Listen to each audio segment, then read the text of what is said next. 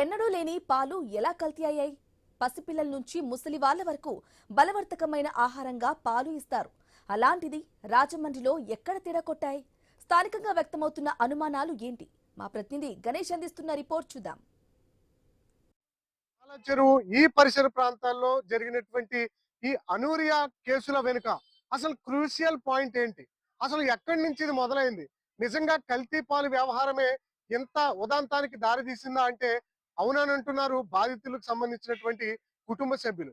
ఏదైతే తూర్పుగోదావరి జిల్లా రాజానగరం నియోజకవర్గంలో ఉన్నటువంటి కోరుకొండ మండలం నరసాపురం గ్రామానికి సంబంధించినటువంటి గణేష్ అనే పాల వ్యాపారి దీని అంతటికీ కూడా మూల కేంద్రంగా మారారు. ఎందుకంటే ఆయన శివరాత్రి రోజు వేసినటువంటి పాలలోనే ఏదో కలిసింది అనేది అనుమానం. అది ఎంతవరకు వాస్తవం అనేది పోలీసులు, అదే విధంగా ఈ ల్యాబ్ కి సంబంధించినటువంటి రిపోర్ట్లు, పోస్ట్ మార్టం నివేదికలు తేల్చాల్సి ఉంది. కానీ ఇక్కడ వస్తున్నటువంటి అనుమానాలు ఏంటంటే శివరాత్రి రోజు సాధారణంగా అభిషేకాలకు పాలు వాడుతూ ఉంటారు.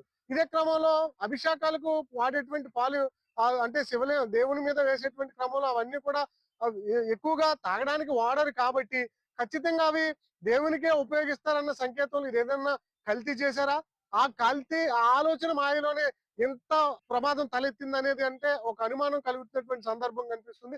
సాధారణంగా గణేష్ అనే వ్యక్తి దాదాపు 6-7 సంవత్సరాల నుంచి కూడా ఈ కాలనీలో ఉన్నటువంటి చౌడేశ్వరి నగర్, స్వరూప నగర్, అదే విధంగా నారాయణపురం ఈ కాలనీలో ఉన్నటువంటి ప్రజలకు ఈ పాలు పోస్తూ వస్తున్నాడు. కానీ ఎప్పుడు రానటువంటి సమస్య కేవలం శివరాత్రి రోజు వేసినటువంటి పాలలోనే తలెత్తింది. ఇదే క్రమంలో సోమవారం నుంచి ఆయా ఎవరైతే పాలు తీసుకున్నారో ఆ పాలు తీసుకున్నటువంటి బాధితులకు లక్షణాలు బయటపడడం జరిగింది. కడుపు నొప్పి రావడం, వాంతులు రావడం, విరోచనాలు మొదలవడం, ఆ విధంగా యూరిన్ బంద్ కావడం చివరిగా.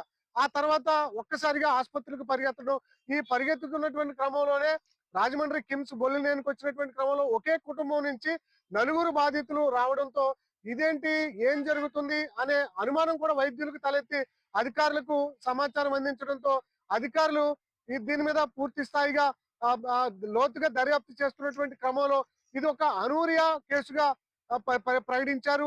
అయితే దీని వెనకాల కల్తీ పాలే జరిగాయి అన్న అనుమానం అయితే ప్రాథమికంగా అంచనాకు వచ్చారు. కానీ పూర్తి స్థాయి దర్యాప్తు తర్వాత అధికారికంగా ప్రకటిస్తామని చెప్పి ఐజీ అశోక్ కొద్దిసేపటి క్రితమే ప్రకటించారు.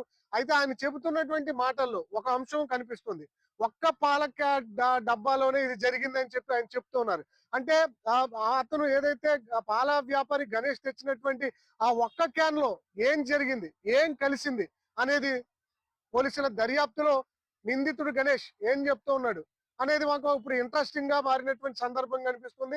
అంటే సాధారణంగా పాలంటే ఆ పాల కేంద్రం అంటే ఫ్రిడ్జ్ ఉంటుంది, ఫ్రిడ్జ్ లో నిల్వ చేయడం జరుగుతుంది. ఆ ఫ్రిడ్జ్ లో నిల్వ చేసినటువంటి క్రమంలోనే ఏదైనా కెమికల్ అందులో యాడ్ అయ్యా, అది ఉద్దేశపూర్వకంగా చేసినటువంటి ఘటన, లేదంటే తెలియకుండా ఫ్రిడ్జ్ లో పెట్టినటువంటి కెమికల్స్ కలిసాయా అనేది నిందితుడు ఏం చెప్తున్నాడు అనేది పోలీసులే బయట పెట్టాల్సి ఉంది. రకరకాల ప్రచారాలు, రకరకాల విపరీతమైనటువంటి అంశాలు, ఆలోచనలు అన్ని కూడా సోషల్ మీడియాలో స్ప్రెడ్ అవుతున్నాయి. కానీ వాస్తవాలు ఏంటనేది తెలియజెప్పాల్సింది ఇక్కడ ఉన్నటువంటి జిల్లా యంత్రాంగం, జిల్లా పోలీసులు, ముఖ్యంగా రాజమండ్రిలో ఉన్నటువంటి ఈ ఎక్కడైతే 3 టౌన్ పరిధిలో కేసు నమోదైంది కాబట్టి అతను పోలీసుల అదుపులో ఉన్నటువంటి సందర్భంలో ఏం చెప్తున్నాడు అనేది మాత్రం ఇంకా తేలాల్సినటువంటి పరిస్థితి కనిపిస్తుంది. ప్రస్తుతానికైతే నిందితుడి యొక్క నివాసం, అదే విధంగా పాల కేంద్రం, ఈ చుట్టుపక్కల ప్రాంతాల్లో ఉన్నటువంటి పాడి పశువులు, ఆ చుట్టుపక్కల ఉన్నటువంటి ప్రజలను, అతనికి సంబంధించినటువంటి వ్యవహార శైలి, వీటన్నిటి మీద కూడా ఇప్పటికి పోలీసు యంత్రాంగం నేరుగా ఐజీ వెళ్ళాడు, హెల్త్ కమిషనర్ వెళ్ళాడు, జిల్లా ఎస్పీ వెళ్ళారు, జిల్లా కలెక్టర్ వెళ్ళారు. నేరుగా ఎక్కడైతే ఆరోపణలు వస్తున్నాయో ఆ నిందితుడి గణేష్ ఇంటికి వెళ్లి పరిశీలించడం జరిగింది. మొత్తంగా అయితే కల్తీ పాలు వ్యవహారమే ఎంత నిండా నట్టేట ముంచిందా బాధితుల్ని, ముఖ్యంగా 5 మంది చనిపోవడానికి ప్రధాన కారణమైందా, ఇంకా కూడా ప్రాణాపాయాలతో కొట్టుమిట్టాడుతున్నటువంటి బాధితులు ఇంకా 9 మంది ఉన్నారు. వారికి ప్రథమంగా చికిత్స అందిస్తూ ఉన్నారు రాజమండ్రి బొల్లినేని, అదే విధంగా రెయిన్బో హాస్పిటల్, అదే రాజమండ్రి ప్రభుత్వ ఆసుపత్రిలో.